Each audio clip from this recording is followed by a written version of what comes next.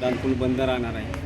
आज संध्याकाळ रात्रीपासून आणि उद्या दिवसभर एक दिवसासाठी हा शिवाजी जो पूल आहे, छत्रपती शिवाजी महाराजांचा पूल आहे तो बंद आहे. कारण की त्याच्यावरचे जे काही कंप्लेंट्स होते की ते म्हणजे जे खटके होत्या तिथल्या त्या लागत होत्या, त्यामुळे त्या कॉन्ट्रॅक्टरला सांगून आपण ते सुधारणार होते. त्यामुळे मेंटेनन्ससाठी तो एक दिवसासाठी पूल आहे तो बंद राहणार आहे.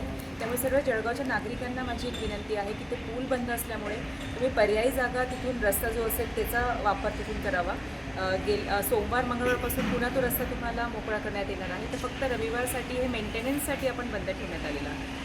ते पण गेल्या 5 वर्ष आधी हा पूल तयार झालेला होता. इतकं मोठा म्हणजे आता पुन्हा दुरुस्ती करावं लागत आहे. याचा संबंधित ठेकेदारावर काही ब्लॅकलिस्ट किंवा सदोष मनुष्यवध असा गुन्हा दाखल करणार का? नाही, दुरुस्ती म्हणजे असं ब्लॅकलिस्ट वगैरेचं काहीच नाही आहे. ते मेंटेनन्स असतो तो निघतच असतो.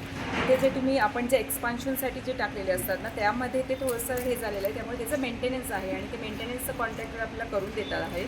त्यामुळे ब्लॅकलिस्ट वगैरे असं काहीच विषय नाही. ते आपण त्यांना विनंती केली होती आणि त्यांनी ते करून देत आहेत. त्याच्यामुळे एक दिवसासाठी तो बंद आहे.